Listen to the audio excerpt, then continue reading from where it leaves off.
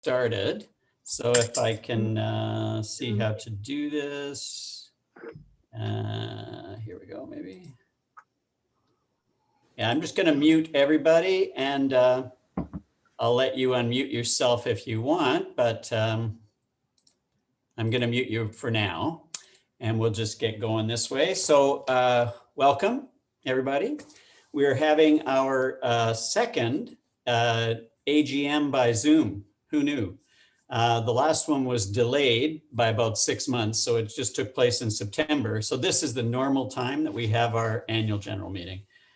And so that's what we're going to start with. I'll just tell you kind of how it's going to work tonight. And I'm pleased to see we have 47 people signed on. I think we've got more people than that because some of you are together.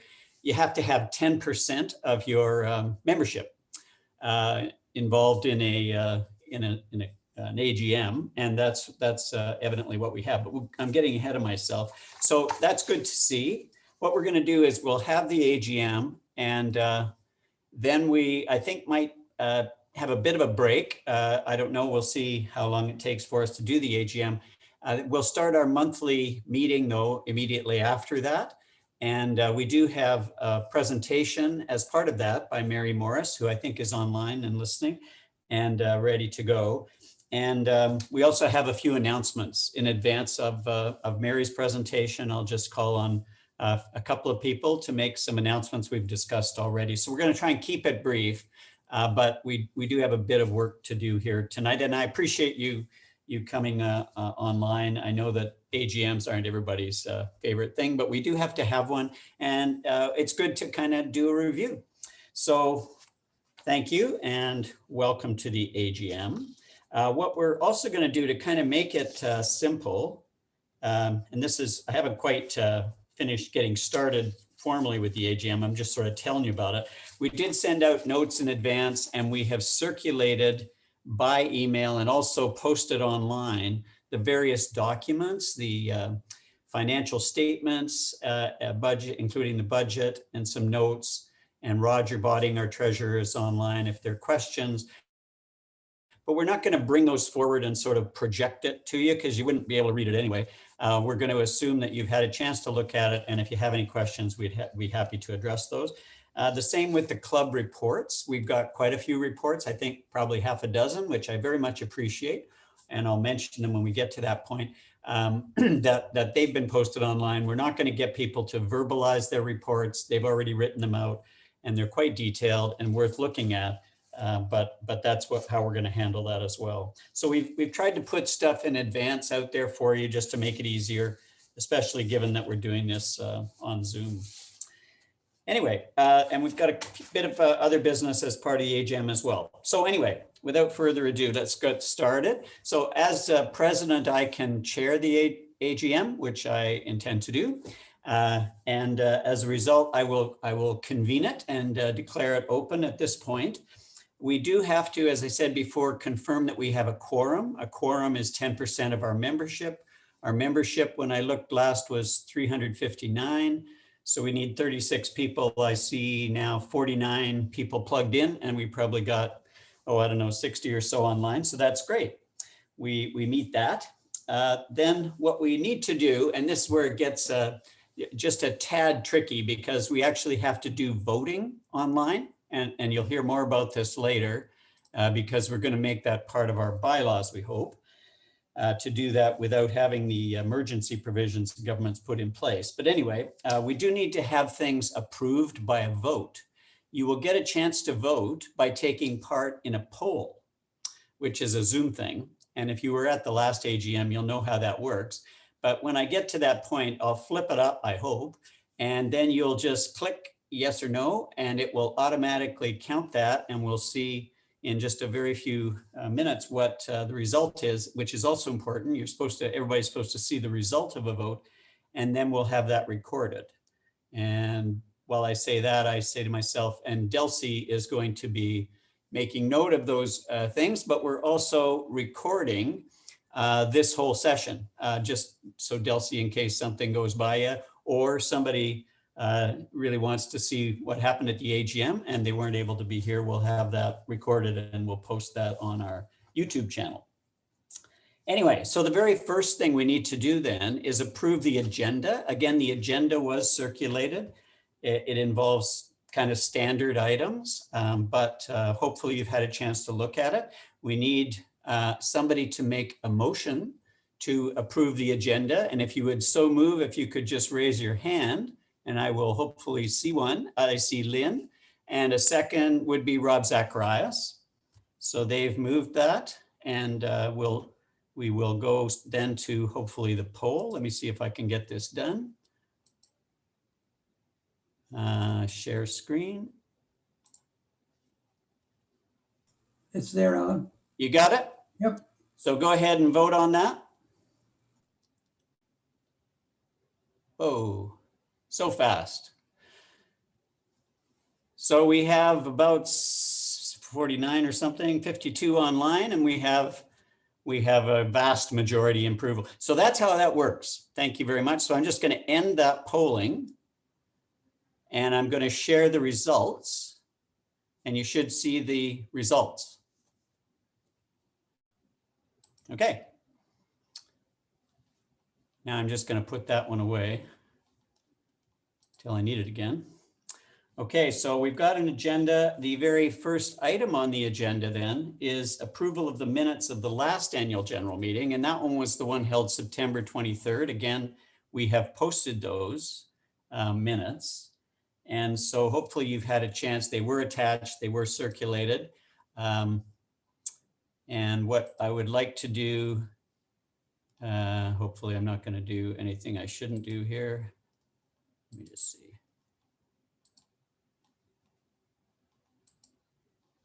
Could you please vote to approve the last minutes of the last annual general meeting?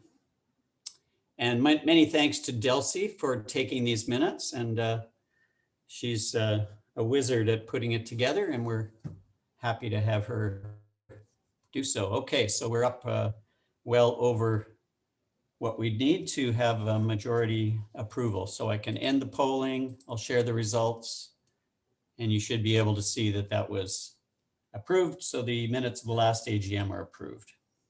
So Alan, just on that point, were you going to ask for a motion on that? Typically, oh, bloody hell. Yeah, I knew I was forgetting something. Okay. So I guess I needed a motion to approve the minutes of the last AGM. Debbie's moving it and Norm seconding, and we already approved it. So there you go. So yeah, we need to get the motion recorded and then we do the vote. It's hard when you're doing kind of polling online, isn't it? Or at least it seems to be hard for me. So what I'm going to go on to next is that we have tabled our financial statements. The financial statements consist of an income statement and a balance sheet. And then there's a set of notes following those. And we've actually included, it's a separate item, but we've included in those documents the draft budget that we put together for this year, 2021. As you can imagine, budgeting has been very weird because we haven't been doing our normal thing. But maybe before I go to even asking, no, I guess I should. So we'll have a discussion once we have a motion on the floor. So could I have somebody move to accept the director's report on financial statements for 2020? Have somebody, and I see Edward's hand, and BJ would be the second. So Edward moves, BJ is second. Now, as discussion, Roger's our treasurer. I'm very happy that Roger is the treasurer. He gets around to everything. It's amazing. And there's a lot of details involved. So Roger, you're so familiar with this. Is there anything that you want to say just to highlight maybe about the financial statements? Well, first thing is, of course, you quickly realize that last year's budget all went to hell, but I think you know why. Is that a technical term, Roger? Go to hell? I don't know. Is there any man of the cloth here to say that? And this year's budget is an exercise in imagination. We sort of look at two scenarios. One is COVID is continuing, and one is COVID ends, who knows when.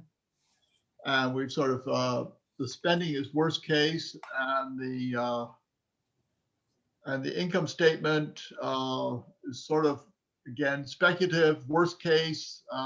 However, we seem to have more members than we originally budgeted for, so we're already ahead of budget, at least there's money coming in.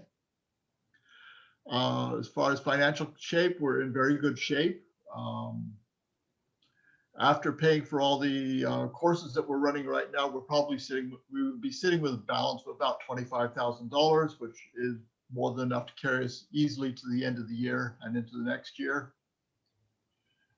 We potentially are going to spend more than we brought in, but again, we're going to defer a lot of the spending towards the back end of the year. You know, if we're running low on money, we won't spend on a few things, and if we're flush, well, we'll spend according to budget.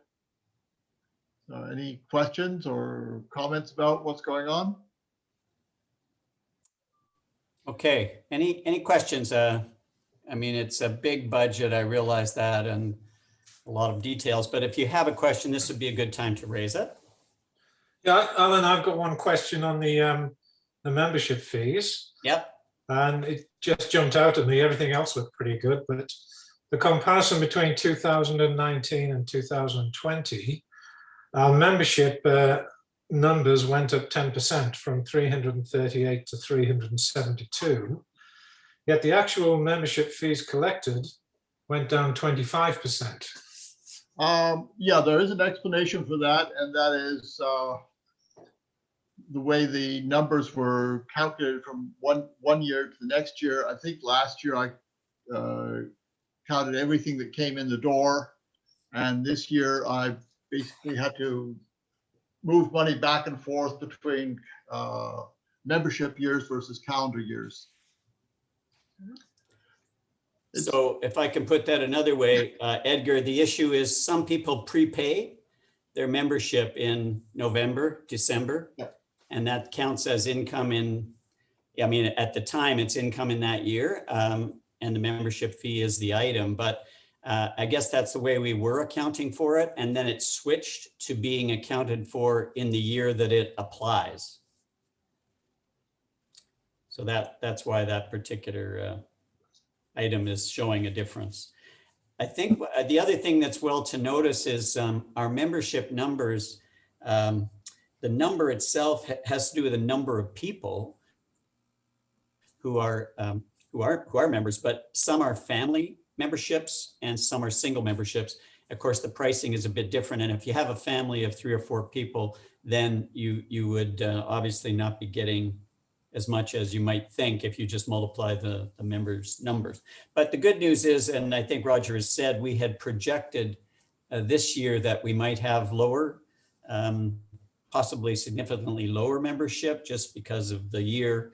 In fact, our membership is turning out to be close to what it was last year. We're coming quite close to it now. So that's the basic revenue that we get in the club is from our membership dues. So you're confirming that we are doing it by calendar year now and not using Calendar year, which is the financial year. Yeah. Okay. I have a question. The budget for 2021, this is Norm. Yep. The budget for 2021 has a huge amount for pool rental, $8,000, whereas in previous years it was $2,000, $3,000, something like that. So I'm wondering, A, why is the pool rental so huge? But on the other hand, where is the offsetting expense? Because everybody who participates in the pool offsets the cost of the pool. So it should be revenue neutral. Well, the pool is following past year's practice. The pool is one of those subsidized by Siska type things. We've got to spend money somewhere, and we run the pool as a loss leader. If you want to look at it that way, it's certainly not break even. And well, it's part of what your membership dues pay for. But we want to get people in the pool practicing, especially on the off months, so that we spend less time rescuing when it comes time for paddling. Norm, just to add to that, what we have done in previous years is typically we've had 1 pool session per month. People will remember it's usually the 3rd Sunday or something, right, of the months other than the summer months. And this year, because A, we had quite a few new members, B, because there wasn't a lot of other opportunities early on. We've gone ahead and doubled that up. So we're now doing 2 pool sessions a month. We also had to reduce the number of people in a pool session because of the COVID requirements. Yeah. So, and then but we still pay the same amount for the pool. The pool, just so you know, if you rent the Crystal pool for, I guess it's 2 hours or whatever, it's about $600 or a bit more. And we certainly don't recover that. And now we're not recovering it even more. So that's why that's a big item in this year's budget. I should just say, I don't want, and I hope that answers the question a little bit. We actually are going to have a separate motion on the budget because that's the way the annual general meeting has to go. And there could be other questions about the budget. So we'll come back to that. I think there are some other things that we wanted to also include in the budget, which you might have questions about.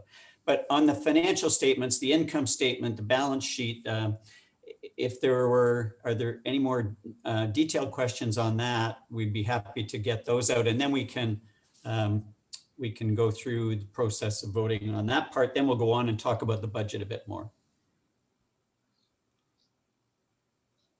No? Okay, so if I understand a few people have questions that we'll address in the budget, but what I'm going to do then is this is regarding the financial statements, which by the way have been approved already by your executive.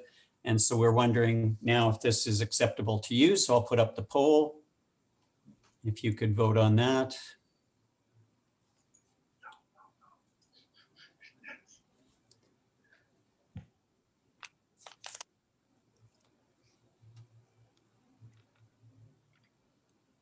Okay, I think we've got a majority here for sure, and I'll end that polling and share the results. And so you can see we have a acceptance of the financial statements. Now, we also though, and I don't know why they do it this way. It's kind of the way that the AGM minute or agendas are meant to go. Probably because it is important to think about the budget. So as part of the financial statement, I think it was the rightmost column in the on one of those 2 spreadsheet pages showed the budget. And that's what Norm was referring to when he said it was $8,000 for the pool, which is a large sum, certainly twice as large as anything we've seen before.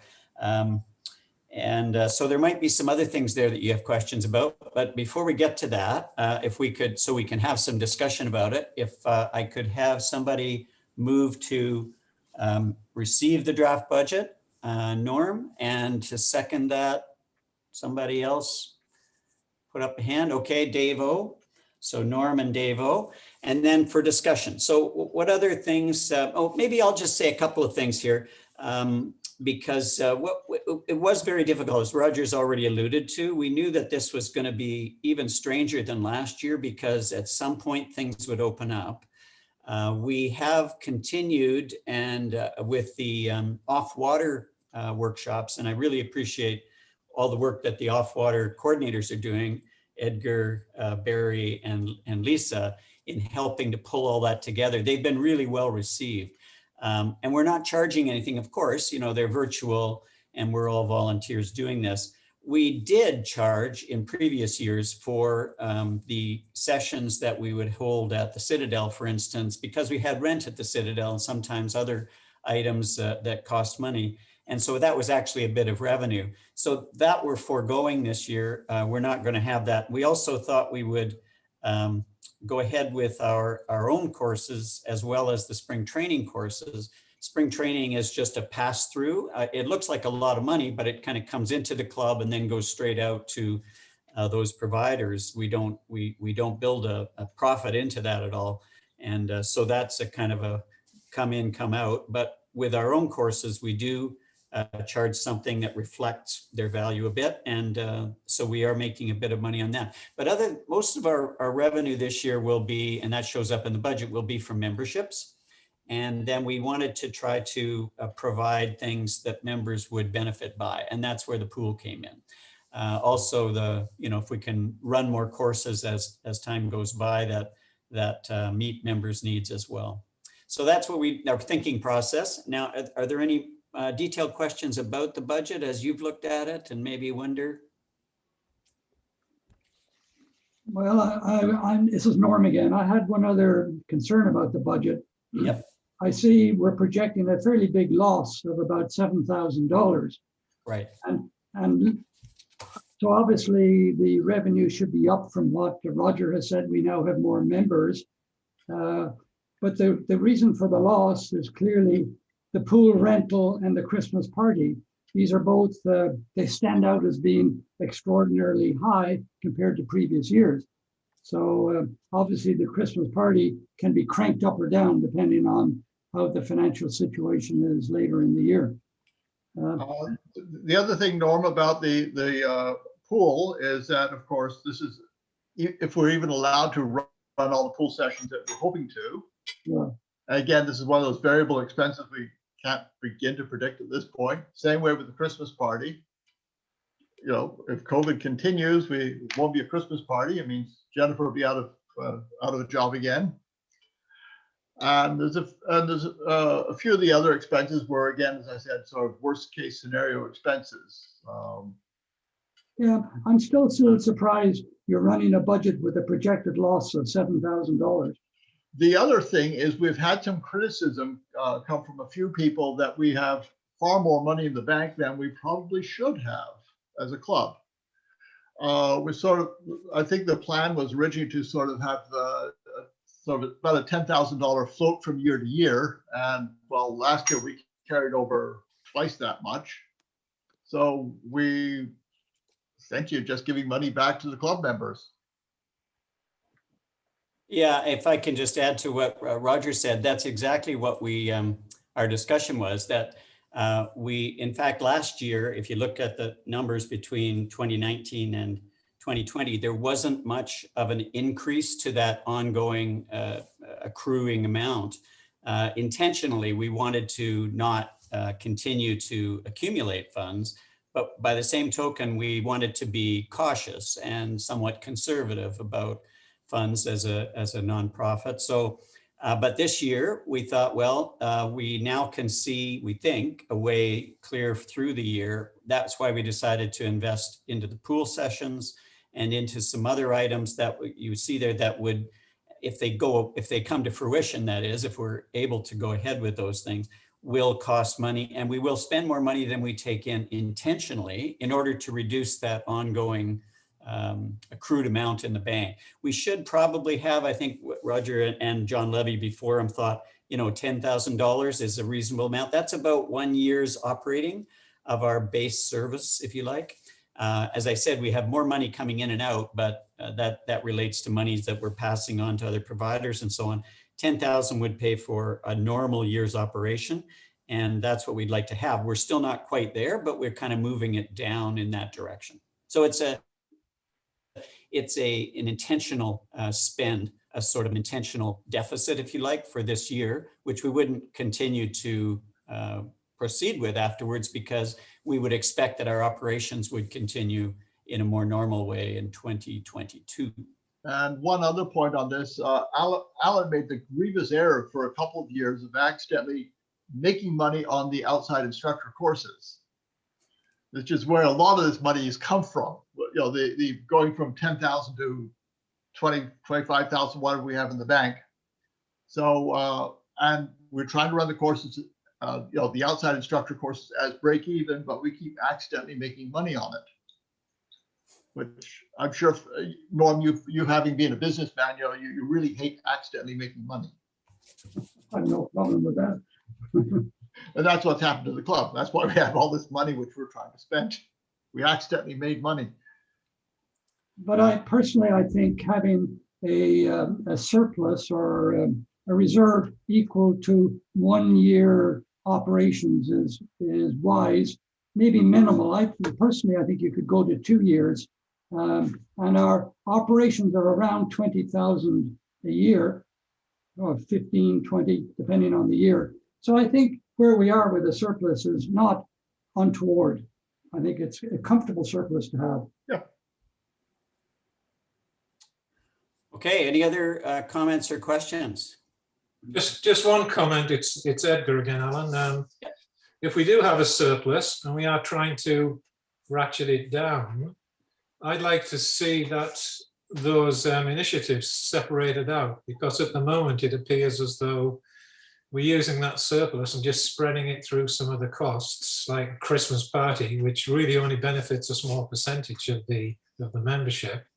So if we are going to spend $5,000 or $10,000 just to get that number down, it'd be nice if we actually could see that it's going to all the members and actually see what it is, rather than it just getting blended into the other expenses and used as an excuse. Well, All last our year, expenses are high. okay, Edgar, we are doing things such as the monthly draw prize as one of the expenses. That works out to be about $1,000 a year. Last year, we made a couple of charitable donations, which ate up $3,000 or $4,000 right there to things which we think are beneficial to the kayaking community. So there are targeted spends which are trying to work down this surplus of ours. Yeah, I think you missed the point.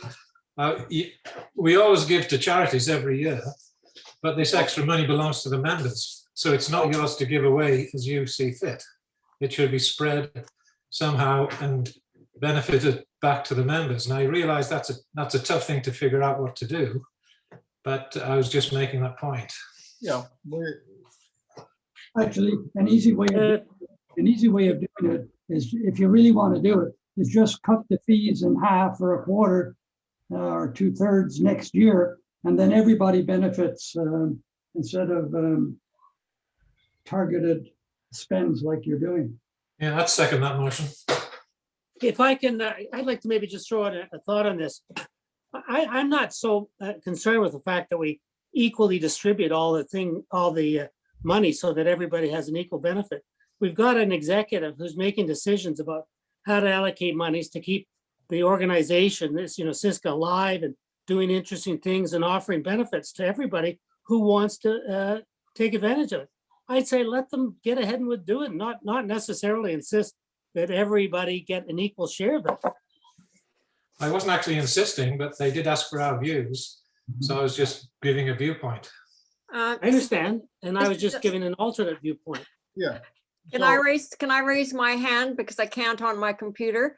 This is Jenny Sutton, chair of the Christmas party, and Edgar commented that the Christmas party being subsidized only benefits a few of the members, and I would suggest that it benefits about 1/3 of the membership, which is more than a few, and probably more than what the pool does. But anyway, every year we have talked about the cost of the Christmas party, and the executive always said, absolutely, everybody loves it that wants to go. We never have a wait list, and that's the way it happens. So that's just about the Christmas party, where we are subsidizing it majorly. So Jenny, last time we had one, it was about 97% subscribed. Is that a question or? No, well, yeah, it's sort of a question. Like it's almost completely, it's almost a sellout every year. But you don't have a waiting list, so that means we're probably right-sized on that. That's correct, yeah. And if we wanted to go bigger, the big challenge in this town is finding a bigger location that charges, that would even come close to matching the yacht club. Yeah. And just to clarify, because sometimes people get confused looking at the financial statements, there's always a revenue component and then an expense component.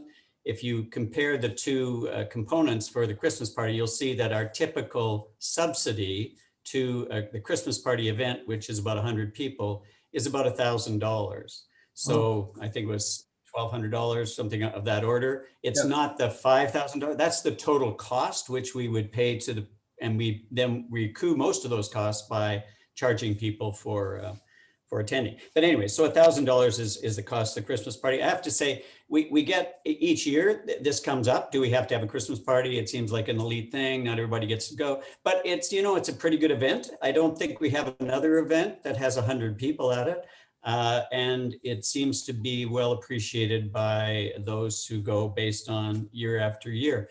The other thing I'd mention, and I saw there's a chat, if you notice, and you can always put stuff in chat. If we don't get around to it, I'd be happy to follow that up.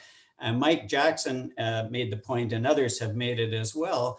You know, why not drop the membership fees, either reduce it in half or don't charge them? And some organizations have done that, especially those that felt that they weren't offering their members anything in an unusual year.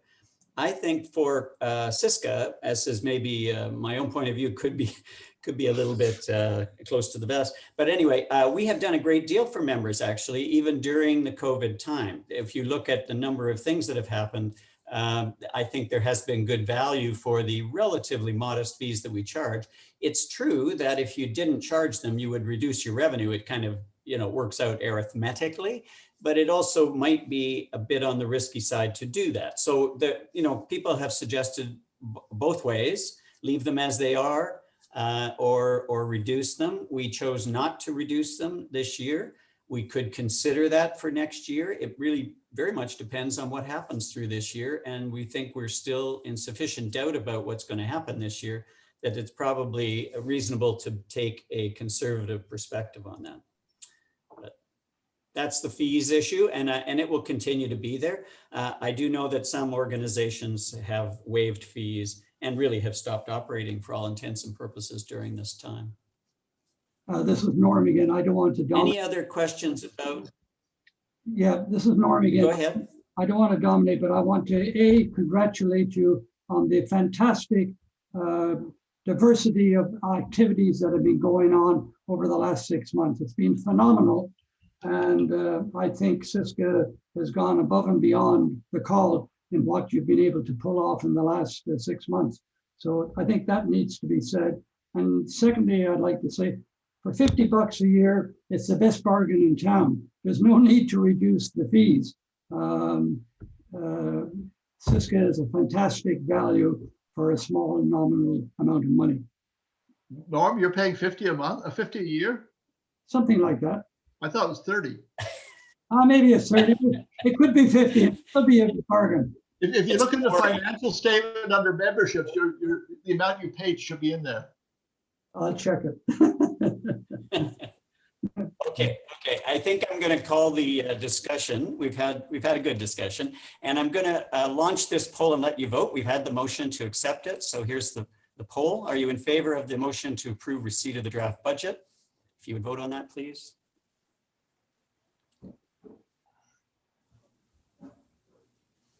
Okay, I think we're getting close to our whole group. Thank you very much. I'll end the polling, share the results, and appreciate you staying with us as we go through. You know, it's not easy to discuss these things in person when we used to be able to do it in person, and it's not easy to do it in Zoom. But, you know, we do need to have the discussions, and I appreciate that you're persevering with us here. Not finally, but the next item is the receipt of coordinators' reports.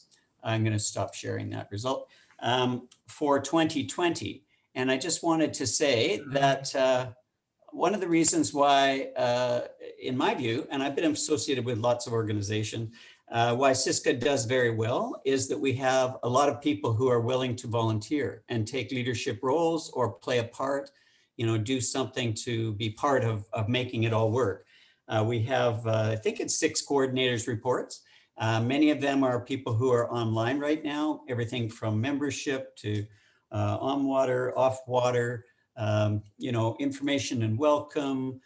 We've got all the activities that we've been able to generate and normally would that are reported for you. And I would very much encourage you to take a look at them and read them if you haven't yet. But you probably know something about them if you've been a member over the last year, and certainly over the last number of years. So this is a good time for me as president to say how much I do appreciate both the people who take on a coordinating role, people who take on any sort of leadership role, whether that's a paddle leadership, a workshop leadership, an assistance, a support leadership. There's all sorts of activities that we promote, and we need people to do them. And we're lucky enough in this club to have no shortage of volunteers. So thank you. And we do need a motion to approve receipt of the coordinators report. So if I could have somebody move that, and I'm looking for a hand. Norm will move it, and second by Janice Bainham. And Are there any questions? I should just say, and I'm not going to ask, as I said before, people to reiterate the reports. They're there for you. But does anybody have a question or comment for any of the coordinators who have listed their reports? No, I don't think that's right. No? Okay, hearing none, I will launch that poll so you get a chance to approve yay or nay on receiving coordinators' reports. And that's finished. Thank you very much. I'll end that and share that and stop that share. You do that. Okay, so we're moving through this. We do have a little bit of work still to do. One of the areas of leadership within the club, and we have been fortunate, I think, for years now, in the people who have stepped forward to be part of the board, or what is called in Siska the executive, but it's the board of directors. So we're fortunate to have had, over the years that Siska's been around, to have people take those roles on and do a great job with them, and a number of them you will know. What happens in our constitution, our bylaws, is that people may be in a particular role for a term. They're voted in for a term of 2 years. That's a term length, and they may be in it for 2 terms. So that's two 2-year periods, or a total of 4 years in a particular role. So what we have to look at as the next item of business is, in electing or re-electing directors, is to consider, do we have any vacancies to fill? We haven't had any directors resign, I'm happy to say, in this term.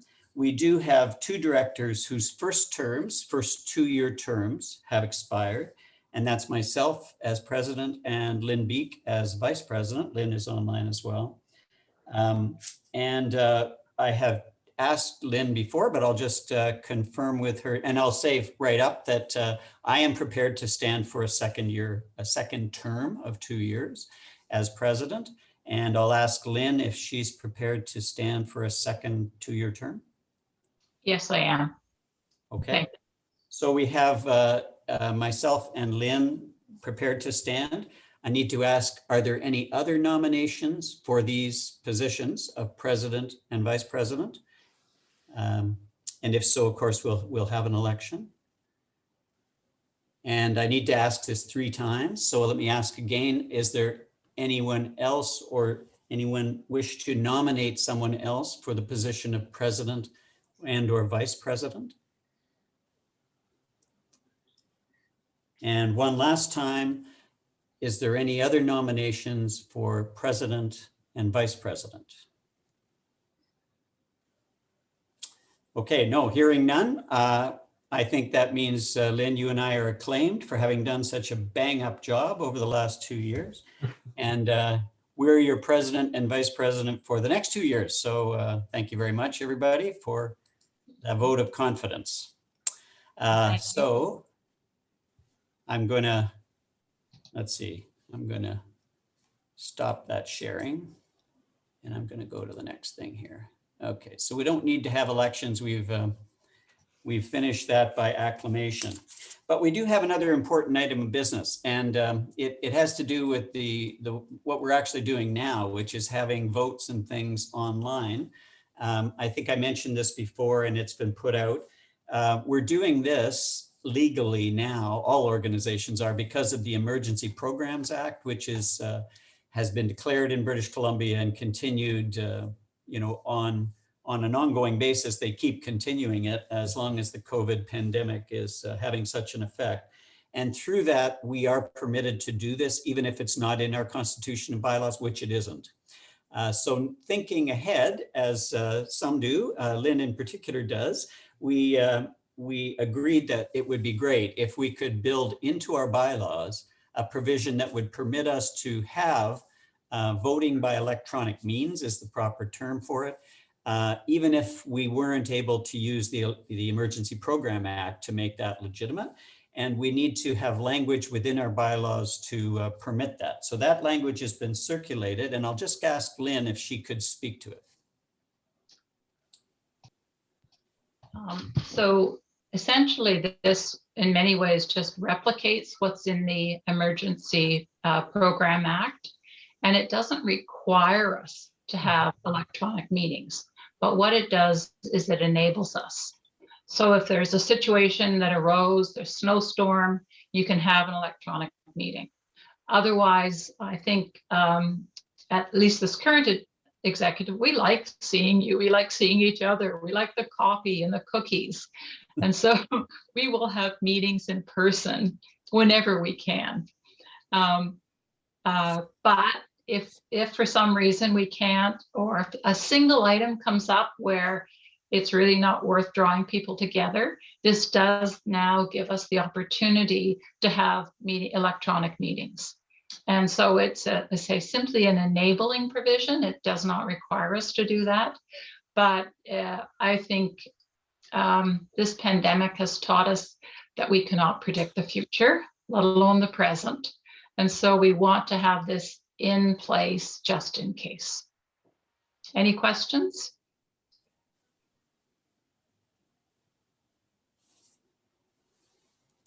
Okay, not seeing any questions, then I'll ask if someone would move to adopt the bylaws to permit voting by electronic means that has been tabled. And I might add that this is a special resolution because it amends our bylaws. So we must approve it by 2/3. We've been doing pretty well so far, but this we will actually record as approved by at least 2/3. Okay, I think I saw Lynn Byers' hand go up there to move, and Norm Smythe will second. And is there some discussion on that?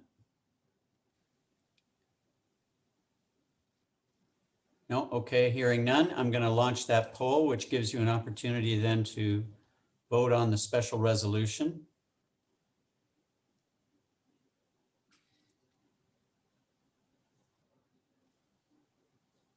Okay, I think that's pretty much it. And we'll share those results. So Lynn, you can relax. We have the 2/3 and then some. I should just have said too that we appreciate, Lynn is a very busy lady. She's involved with lots of other organizations, and she was able to assist us in this way because another organization she works closely with, the Greater Victoria Acting Together organization, had done some research, legal research on this, and had come up with, through some legal advice, had come up with that wording. So they were kind enough to share that with us because Lynn is involved in both organizations. And so we appreciate very much their generosity. And we've already thanked them for that, but I will convey our thanks that we've been able to adopt it as well. So that's great. Okay, so we're going to move on happily now, unless, and I should ask, is there any other new business? Because that was an item of new business. Is there any other new business? Roger, we'll get to that. That's going to come up before the monthly meeting. Okay. No other new business. So then I need a motion to adjourn the annual general meeting. Can I have someone make that motion? John Minkley, and a second, Kim Anima. And we'll just launch that poll, and you have an opportunity to vote. Yeah, speak again. Sorry. All right, that's great. We've got most of the people have finished voting now, so I'll end that polling and share those results. Yeah. And I believe that brings our annual general meeting to a close. So thank you very much. Now, I did mention this before, that once we've finished with the annual general meeting, we're going to go directly into our monthly meeting for April. And we do have a presentation with Mary Morris, but we have a little bit of business to do in advance. It's some announcements and some information that would like to be communicated before that. And we also have a prize to award. So what's your pleasure? I think Roger was really excited to do this. Oh, I see Debbie's already there. So Roger, what do you got there? You have to unmute, Raj. All I see is this thing stuck in the middle. So, oh, now it's gone. Yes. So it's I have winner is Susan Zedell. And what did she win? well, Susan, you've got your choice between a Northwater tow belt, really nice one. It straps onto your waist and all that. Floating tow line and all these sorts of things. And it's actually legally required to have a tow line. Or you got your choice between this mystery brown envelope, which Deb Leach supplied. I have no idea what's in it, but Roger, it goes along with the banana bag. Two parts put together. okay. So it's the banana bag in this. Yes. Okay. What's a banana bag? I don't know. It's in the basement somewhere. Okay, sure, I'll take the surprise. Oh, okay. Bold move. Bold move. Now, All right, so what does she want, Roger? You want to know what's in it? Or you give it away to somebody else? Yeah. Jeez. Well, let's see there. So West Coast Publishing, there's maps of the Central Gulf Islands, the North Gulf Islands, the Outer Gulf Islands, Sydney, Victoria Souk. And these are all waterproof, so if you drop them in the water, they won't melt on you. And what do you call it? A horn, signal horn, so you can warn Awesome. everybody that you're around, warn people that you've fallen in, whatever. And what's the other thing? And there's one emergency blanket to keep you nice and warm after you've fallen in. Awesome, thank you. And get a hold of me, and we'll Very find good. some way to get this to you. Okay, And next month, well, this is up for draw again. And whatever's in the banana bag, which I don't know What is in the banana bag? I know Deb Leach knows. Wasn't that what it was? What? Yeah, that was it. Oh, this is it. Yeah. Oh, all right, so that's it. You want the bag too? Okay. Always a bit of an adventure, these. Okay, well, congratulations, Susan. And that's the prize draw. I think that it wouldn't upset me a bit if some of you felt the need to step away for a moment and just have a bit of a break, if you get my drift. Please feel free to do that. But we do have to continue because we want to give our presenter enough time when we get to that presentation. You'll really be interested in it. And I need to call on two people. So the first person I'm going to call on is Lynn Beek. And Lynn is going to talk about the BC Marine Trails request for club stewardship projects. Lynn. And I know a number of you were online with us when BC Marine Trails did their presentation 2 months ago about all the programs that BC Marine Trails has. But one of the initiatives that's a fairly recent one, and it really was prompted by the member organizations, some of whom have started various stewardship initiatives.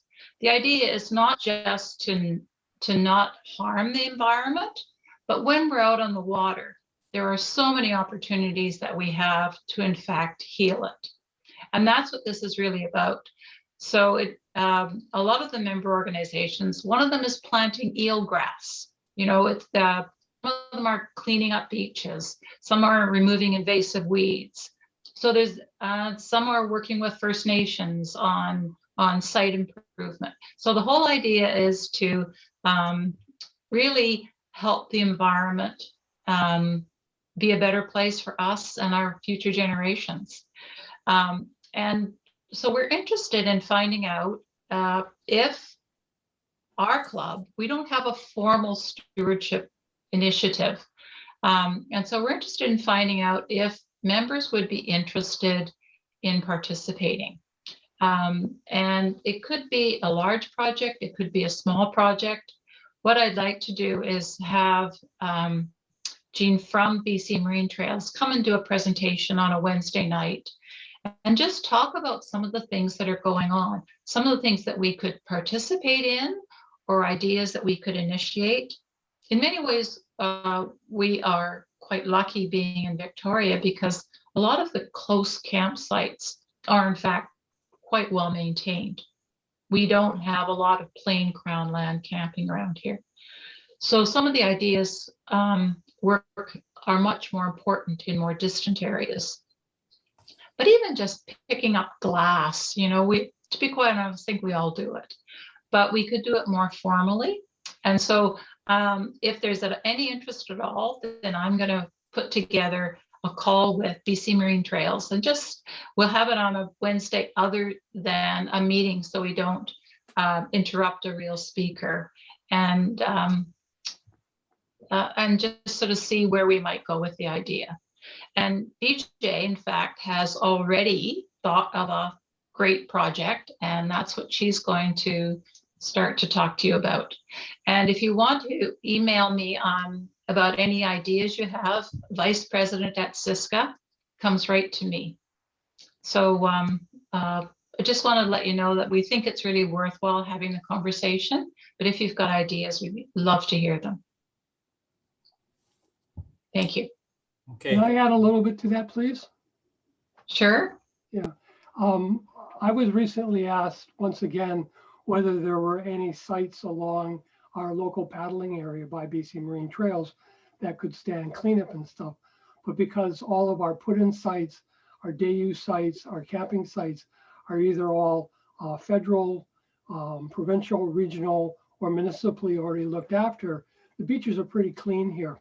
If people remember one of our last meetings, I threw out a question about whether Siska would be interested in possibly taking on the stewardship of Blackberry Point. And the meeting responded fairly overwhelmingly that was something that we should consider. Unfortunately, because of the land claim issue and the private property issue for that entire island, that's been put on hold. And Jean Geppes has been working on that quite a bit. Jean also has had a background, if some of you have been following her on Facebook, on many of the cleanup areas north of here. The Geralds were just one of the islands that she worked on just recently. So there's a lot of work that still needs to be done out there. So again, please send your suggestions to Lynn. Thanks. Okay, thank you both. And BJ, are you still with us? You can talk about the suggestion you have, a sort of a starter project. Some of you will remember Mike Jackson's presentation some months ago, and at the end he was showing the results of a very large cleanup project that he was involved in. And at the end he said that Discovery and Chatham might be something that one could address. And I was intrigued. The community, kayaking community of Victoria makes extensive use of this island group. It's an easily accessible natural environment, and active stewardship seems like a very good fit for our club. So a lot of it is, there's a couple of private lots, and most of it, in fact, the Chatham Island and a lot of Discovery is Indigenous land, but there is the park area. And I did a report that I circulated to a few people, which was talking about dividing it up into two, possibly three stages. Because of COVID, we have the problem of really not wanting to do real work crews or anything now, but we could do a stage one. And that would involve people just a little bit more formally cleaning up when you're stopping for lunch, maybe landing places you wouldn't normally land. People would be responsible for disposing of the material afterwards. And it would be pretty low key at this point, but watch this space, because when COVID's over, we can be much more ambitious, and we can probably get boats and things to carry the larger things. And so stage one is partly just an inventory to see what's there, the big stuff that we can't move now.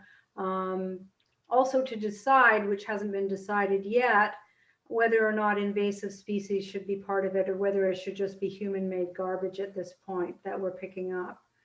So it's, I just want to put out my name as somebody who can kind of collect interest, opinions, etc., and we can move on from there. There's some people who go out to Chatham and Discovery quite frequently, and they could just make that part of their continuing experience of the place to ameliorate the environment. I'm going to, for the first time in my life, share a screen here because I've taken the liberty of doing a little sector map. So this is Discovery and Chatham. Discovery, of course, is in the bottom. And I've divided the park area into 5 sectors. So if you already have a paddling group that might be interested, you're welcome to nab one of these sectors for your group. And because it's so informal, we haven't gone, any distance towards getting special permissions or anything. I don't think that's necessary at this point. But you can just inform me that you're taking some interest in an area and we can move on from there. And I don't know how to unshare screen. There should be a. There we are, stop share, thank you. There you go. Well So I done, don't want to take BJ. up much time right now, but get in touch with me if you're interested and we'll see how it goes. Any questions? No. Okay. There's a couple of comments on chat, and one that Fred and I both brought up. Have you, I guess because you're doing it informally, you haven't talked to BC Parks about doing this? At this point, no. That would be if there starts to be a lot of coastal activity on the coast, and particularly up further towards the high tide line, I think then we would do that. The First Nations, we're not doing anything now because we're not doing anything on First Nations land. The hope is, and I've done a little bit of inquiries because I'm certainly ignorant about these issues, but I did make some inquiries, and the hope is that when we start doing it in the park area, then perhaps either it'll be a First Nations initiative to get in touch with us, or perhaps we can reach out and see if they want to expand onto First Nations land. BJ, there was a post that I think Fred put on Facebook about June 1st to 5th being beach cleanup week. Yeah, I saw you posted that. You saw that Facebook thing, sure. So whether that would be something that maybe could engage First Nations? Sure. What's Let the them date know. again? What are the dates again? June 1st to 5th, I think. Yeah, so there's some time. Yeah, good. So I'll see if I can fold that into what I'm looking into. Great, thanks, guys. And certainly when we walked today, the invasive species was way bigger deal on Discovery than any beach debris. Yeah, I mean, I think that Mike Jackson feels that there is enough debris to make it worth our while, and some of it is quite small, but it's all, in fact, that's part of the problem because the styrofoam breaks up, the glass breaks up, etc., can still be ingested by wildlife even if it's quite small. So even though it's true that when you're out there, you get a feeling that it's quite pristine, but when you start looking a little more closely, it's not the case.